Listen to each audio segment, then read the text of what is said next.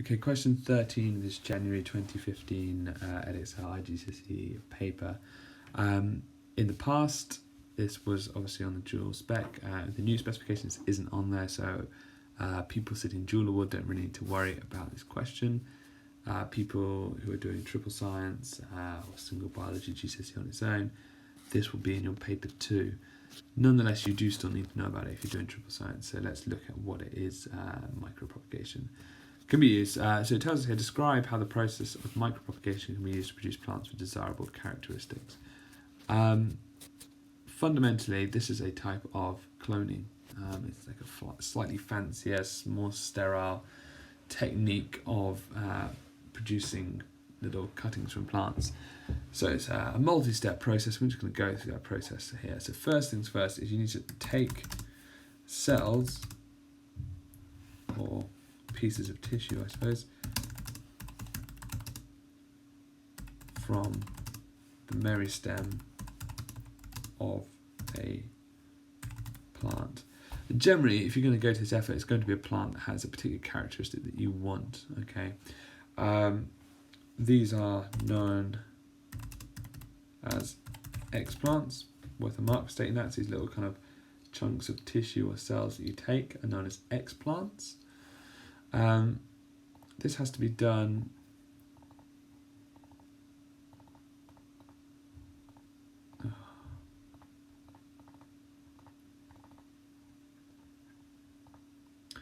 believe it. This has to be done under sterile conditions. It's very easy to introduce kind of contamination, particularly fungal contamination here. You don't want that. That's going to damage the growth of your plants. So you need to make it under sterile conditions, so nothing's growing that you don't want it to. You then take these X plants and you place the X plants, not exoplanets. Let's done it again as well. X plants. Didn't realise it did it up here as well. Now let me change it. No, it's not. Right, good. Okay, I'll change this finally.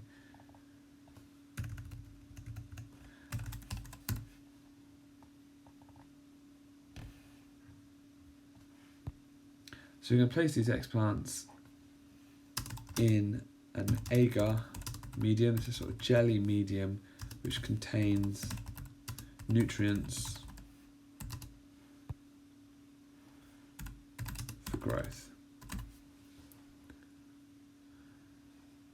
We can also, by nutrients, actually really what we should say nutrients, at least in brackets here, talk about glucose being present, and amino acids, and mineral ions. Basically, the plant's got everything they need in that agar nutrient kind of jelly that they're growing in. Everything they need possibly for growth. We then also may need to add hormones to the agar medium to encourage growth. Once we give them everything they need, we're then going to place them in a sterile, warm, humid, probably, or sort of at least relatively humid conditions, with lots of light. What happens over time is these little kind of groups of tissues will first begin to grow, and then they start to specialize and they will become whole new plants. These new plants are going to be genetically identical to whatever the plant you took that sort of first cutting from, that first sample from there. A pretty dull topic actually, micropropagation, but you need to learn it, you need to know these steps. Go back and look at it, look for a picture that might explain it better than my information there, but make sure if you're doing triple science you know the steps involved in producing X plants or plants via micropropagation.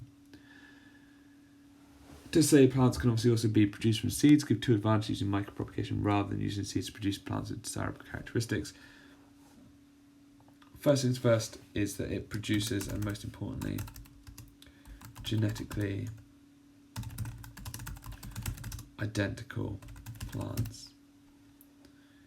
Another useful thing here is that it's rather quick. So to use micropropagation, it's actually quicker. You're not starting from a tiny seedling. You're starting from kind of a bigger mass of cells. It's going to develop faster from there. Obviously, the downsides of micropropagation is it requires a bit more sort of skill than just scattering some seeds in the soil. It's more expensive. You've got more sort of use of plastics and things like that. They're all going to cost money, and all the agar medium it's going to cost money to make it.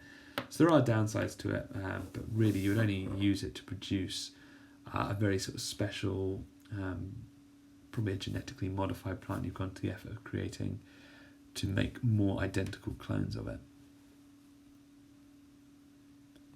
I would add there as well, if you're just growing normal crops, it's going to be much more cheaper and much more cost effective to use seeds.